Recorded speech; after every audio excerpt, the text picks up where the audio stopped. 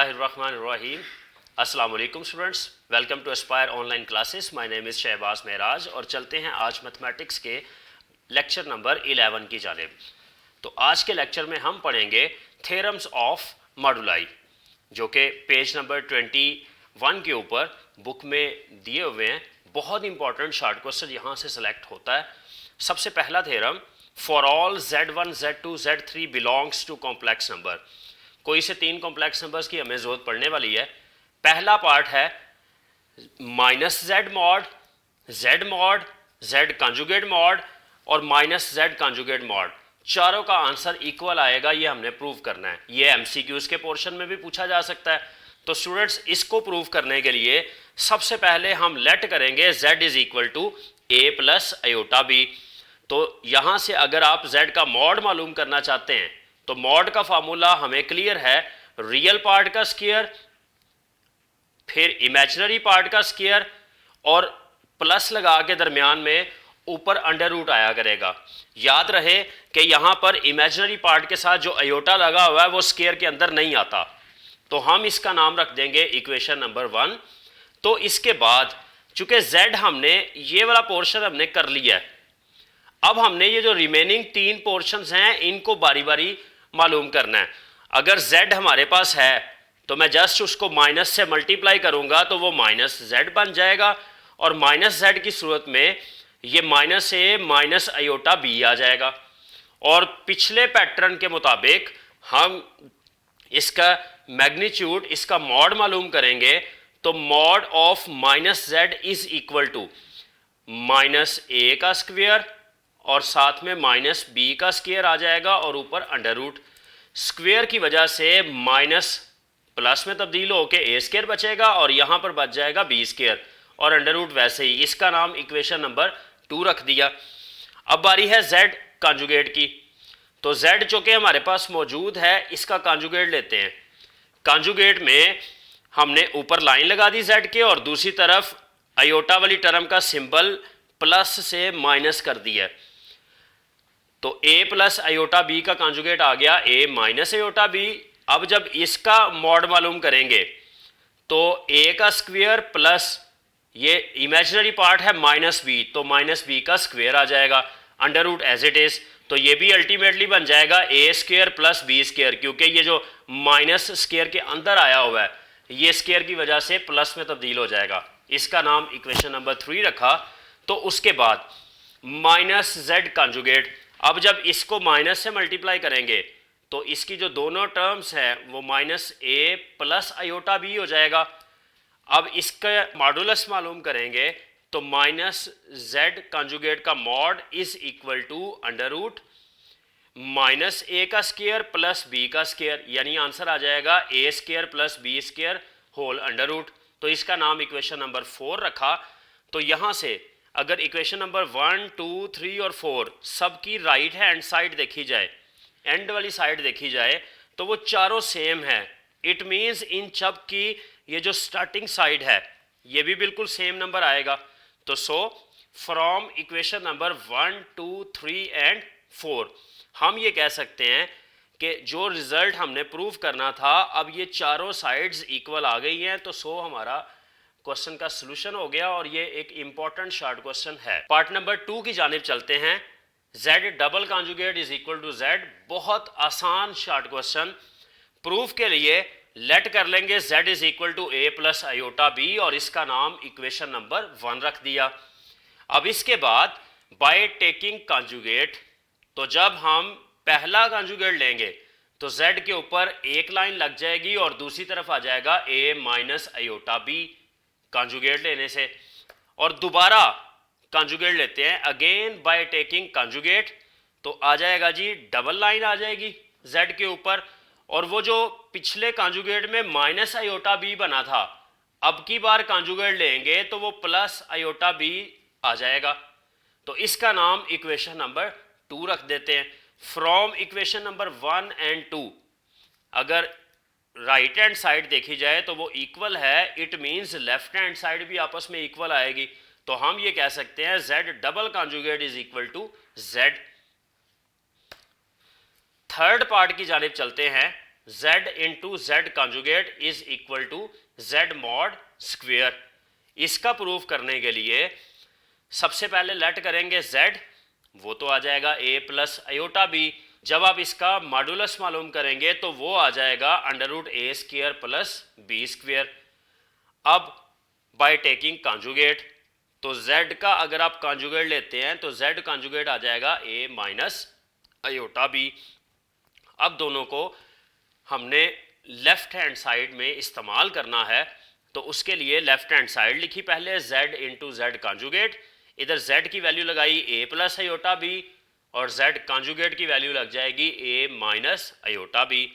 अब इनको जब मल्टीप्लाई करेंगे तो a square minus iota b का स्क्वेयर आ जाएगा और आयोटा स्क्वेयर की वजह से ये बाहर वाला सिंबल पॉजिटिव में चेंज हो जाएगा, तो आंसर आ जाएगा ए स्क्वेयर प्लस बी स्क्वेयर।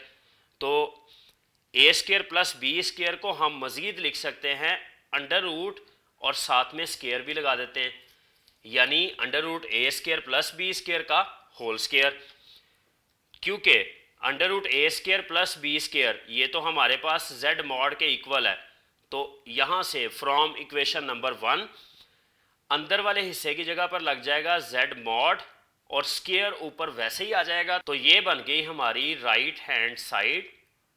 और सो रिजल्ट प्रूफ हो गया हमारा z into Z conjugate is equal to Z mod square. Students ये इसके साथ के साथ parts MCQs point of view से इंपॉर्टेंट भी हैं।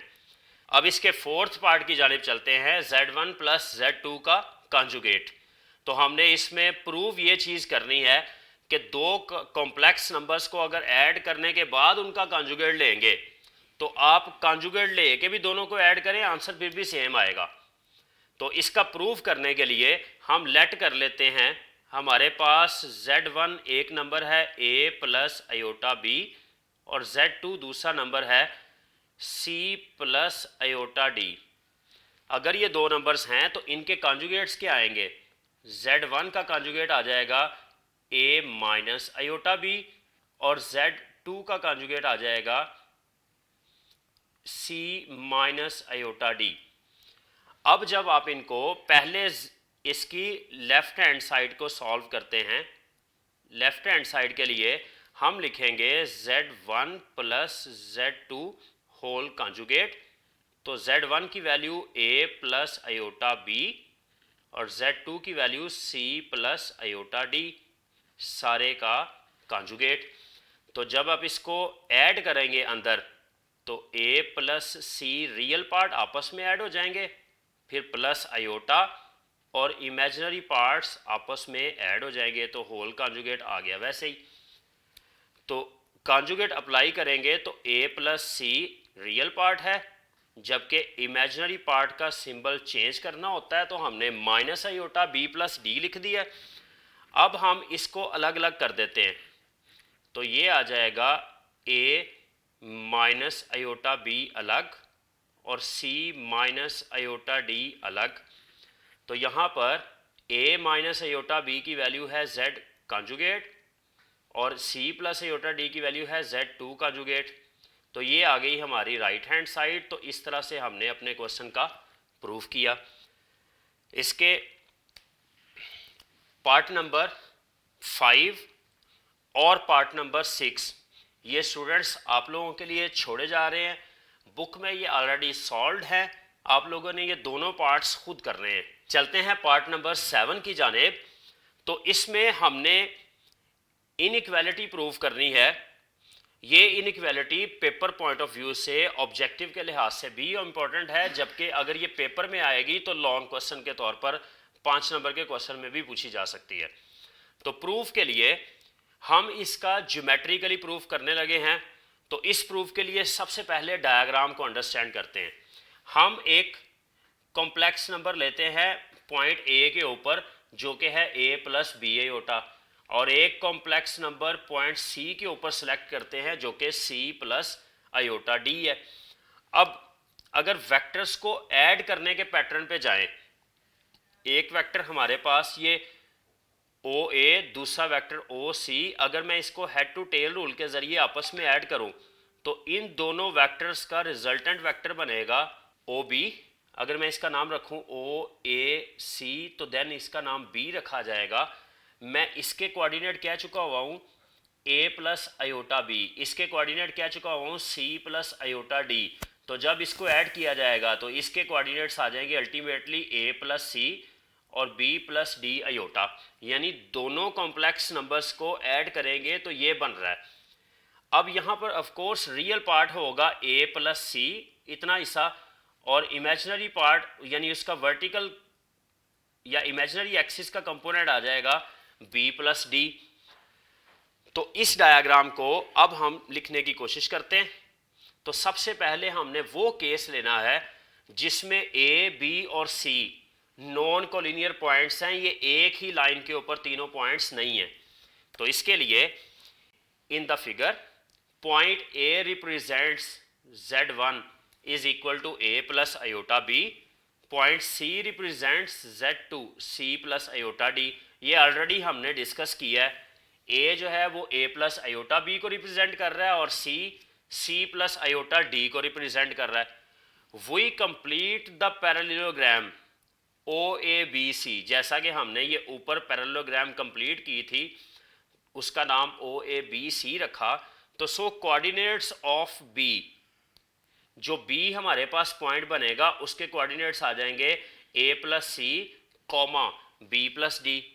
तो देयरफॉर बी रिप्रेजेंट्स, अगर हम उसको कॉम्प्लेक्स नंबर की शक्ल में देखें तो बी जो है वो z1 और z2 दोनों का सम होगा, यानी z1 प्लस z2 का आंसर आ जाएगा A plus C plus B plus D iota. तो नाउ अगर मैं हमारे पास ओ बी वेक्टर जो है हमें ये पता लग गया ये z1 प्लस z2 के इक्वल है, तो मैं अगर इसकी मैग्नीट्यूड लूँगा तो मैग्नीट्यूड लेने से आंसर आ जाएगा ओ बी की magnitude is equal to z1 magnitude plus z2 magnitude. साथ ही साथ हमें यह भी पता है कि जो ए पॉइंट था वो z1 को रिप्रेजेंट कर रहा था, तो ओ ए रिप्रेजेंट करेगा z1 को, ओ सी रिप्रेजेंट करेगा z2 को। तो ओ ए की मैग्नीट्यूड आ जाएगी z1 और ओ सी की मैग्नीट्यूड आ जाएगी z2। अब हमारी डायग्राम के मुताबिक ओ सी जो वेक्टर था ये बाद में जब ये ओ ए के साथ ऐसे जोड़ा गया था तो ए बी वेक्टर के इक्वल भी ओ सी आएगा। तो हम ये कह सकते हैं ए बी और ओ सी दोनों z2 की मैग्नीट्यूड के इक्वल हैं। In the triangle O A B, जो ये हमारे पास एक ट्राइंगल बन रही है ओ ए बी, इस ट्राइंगल के मुताबिक देखा जाए तो दो साइड्स का सम तीसरी साइड से हमेशा बड़ा होता है। O A length plus O A B length ये ऑलवेज ग्रेटर होगी ओ बी लेंथ के, क्योंकि ये थ्योरम है कि sum of two sides of any triangle is always greater to the third side. तो उसके हिसाब से अब जब इसमें वैल्यूज़ लगाएंगे ओ ए की वैल्यू z1 प्लस का सिंबल वैसे ही, ए बी की वैल्यू z2 और ग्रेटर का सिंबल वैसे ही, और ओ बी की वैल्यू z1 प्लस z2। तो इसका नाम हमने इक्वेशन नंबर 1 रख दिया। ये हमारे पास एक रिलेशन आ गया। Also in the same triangle, अगर उसी ट्राइंगल में बात करें तो ओ बी में से अगर मैं ए बी माइनस कर दूं, ओ ए में से अगर मैं ये वाली लेंथ ए बी वाली लेंथ माइनस करूं तो ये लेस आएगा ओ बी से। तो वो हमने इनइक्वालिटी बनाई हुई है। इस इनइक्वालिटी में वैल्यूज पुट करेंगे तो ओ ए की वैल्यू z1 माइनस का सिंबल वैसे ही, ए बी की वैल्यू z2 लेस देन का सिंबल एज इट इज लिखा, और ओ बी की वैल्यू z1 प्लस z2। तो इसका नाम इक्वेशन नंबर इनइक्वालिटी नंबर 2 रख दिया। तो कंबाइनिंग 1 और 2, इसकी एक एक साइड इक्वल है। जब आप इसको कंबाइन करेंगे तो सबसे छोटा पोर्शन पहले लिखा जाएगा, फिर उससे बड़ा z1 प्लस z2, और लास्टली सबसे बड़ी वैल्यू है z1 मॉड अलग और z2 मॉड अलग। तो ये हमने इसका नाम 3 रखा। तो यहाँ से हमारे पास प्रूफ हो गया है इनइक्वालिटी का। स्टूडेंट्स आप इसमें नोट करें कि इसमें इक्वल का सिंबल नीचे नहीं लगा हुआ, निचली साइड पे इक्वल का सिंबल नहीं है। अभी हमने सिर्फ इनइक्वालिटी प्रूफ की है। इक्वालिटी वाला रिलेशन प्रूफ करने के लिए हमें केस नंबर 2 पर जाना होगा। केस नंबर 2 की जानिब चलते हैं, जिसमें ए और सी कोलिनियर विद बी होना चाहिए। ये याद रहे कि पहले जो हमने इनइक्वालिटी का प्रूव किया है उसमें ए बी और सी ये कोलिनियर पॉइंट्स नहीं थे। अब जब हम इनको कोलिनियर पॉइंट्स रखेंगे तो वहां से ये इक्वालिटी वाला केस प्रूव किया जाएगा। Results with equality sign will hold when point A and C representing Z1 and Z2 becomes collinear with B. वो जो ए और सी पॉइंट है वो बी के साथ कोलिनियर हो जाएंगे। This will be so when A over B is equal to C over D. इनकी रेशो आपस में इक्वल आनी चाहिए। तो इन सच अ केस हम ये कह सकते हैं Z1 mod plus Z2 mod, ये आ जाएगा OB प्लस OA। ये डायग्राम से हम देख लेंगे कि Z1 mod is equal to OB और Z2 mod is equal to OA। तो यहां पर OB as it is, OA को हम BC के बराबर भी कह सकते हैं। वो जो हमने डायग्राम बनाई थी जिसमें ये O ये A था और ये C और ये B था, तो ये दोनों लेंथ आपस में BC के इक्वल भी हो सकती है। तो अब जब हम OB को और BC को आपस में ऐड करेंगे तो ऐड करने से रिजल्ट टोटल बन जाएगा OC। तो इट मीन्स दोनों का सम आ गया OC के इक्वल और OC की वैल्यू है Z1 प्लस Z2, इकट्ठी वैल्यू उसका मॉड लग जाएगा। तो यहां से इक्वल वाला रिजल्ट हमारे पास प्रूव हो गया है प्लस की सूरत में। इसका जो सेकंड पार्ट है वो बुक में प्रूव नहीं किया गया। स्टूडेंट्स हमने इंटेंशनली ये बुक के पैटर्न से ये क्वेश्चन किया है क्योंकि बुक वाले पैटर्न का लिखा हुआ क्वेश्चन पेपर में उसका कोई नंबर नहीं कटता। अब बुक में एक नेगेटिव वाला पोर्शन का जो इक्वल का केस है वो प्रूव नहीं किया गया, हमने भी उसका प्रूव यहां पर नहीं किया। आपको जब ये थ्योरम पेपर में 5 नंबर का पूछा जाएगा तो आपने इसको एज इट इज इतना ही करना है। यहां पर हम लिख देंगे हेंस प्रूव।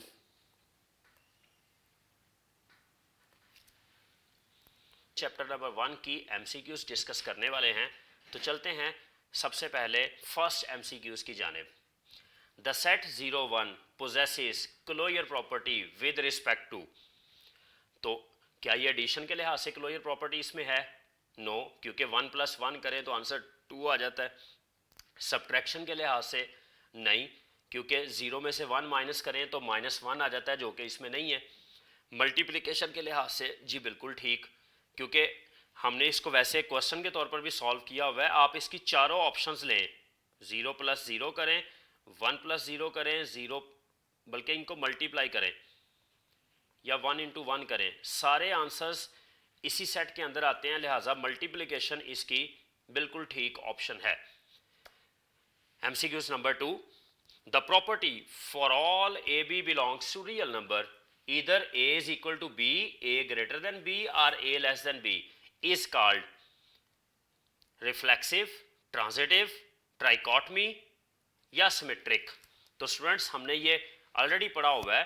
ये रिफ्लेक्सिव प्रॉपर्टी होती है a is equal to a, transitive property ये नहीं है, सिमेट्रिक प्रॉपर्टी ये नहीं है, ट्राइकोटमी प्रॉपर्टी ये बनती है। MCQs number 3, circumference of a circle divided by length of its radius.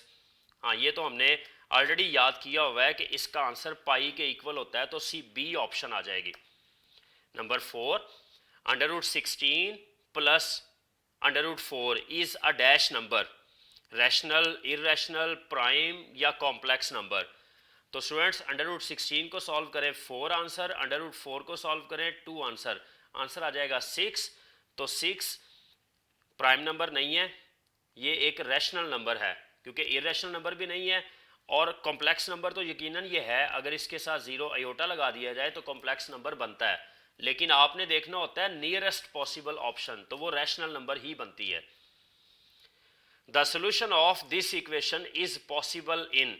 सबसे पहले इस इक्वेशन का सोल्यूशन करते हैं, वो तो आता है √2, और √2 के हवाले से हम पढ़ चुके हुए हैं कि ये एक इरेशनल नंबर होता है, तो इसकी ऑप्शन आ जाएगी ए। साथ साथ हमने ये भी तो पढ़ा हुआ है कि every irrational number is also a real number, क्योंकि हमने ये रिलेशन कुछ इस तरह का सीखा था कि नेचुरल नंबर होल नंबर में होता है, होल नंबर सारा का सारा इंटीजर्स में होता है z के अंदर, और z सारा का सारा रैशनल नंबर में होता है, रैशनल सारा का सारा रियल नंबर में और रियल सारा का सारा कॉम्प्लेक्स नंबर में होता है। यहाँ पर एक और चीज़ भी थी कि इर्रेशनल नंबर और वो भी रियल नंबर के अंदर होता है, लेकिन हमने फिर वही बात नियरेस्ट पॉसिबल ऑप्शन देखनी होती है, तो वो सबसे पहली ऑप्शन इर्रेशनल नंबर ही बनती है, तो वही सिलेक्ट करेंगे A answer. MCQs number 6, which of the following is true? तो ऑप्शन ए में real number is equal to complex number, never. Real number is a subset of complex number. B option, real number is a subset of complex number, okay. Third option, real prime is equal to complex, never, क्योंकि वो तमाम number जो real नहीं है वो सिर्फ वही तो कॉम्प्लेक्स नंबर नहीं होते, कॉम्प्लेक्स नंबर तो वो वाले भी होते हैं जो रियल भी होते हैं। हम ये कहते हैं real is a subset of complex number, तो real prime is also subset of complex number. Real prime से मुराद वो नंबर हैं जो कि रियल नंबर नहीं होते। Next, complex number is a subset of real number, ये बिल्कुल गलत बात, तो एक ही ऑप्शन बी ऑप्शन यहाँ पर ठीक है। तो आज के लेक्चर के लिए इतना ही, अगले लेक्चर में मिलते हैं नए टॉपिक के साथ, तब तक के लिए अल्लाह हाफिज़।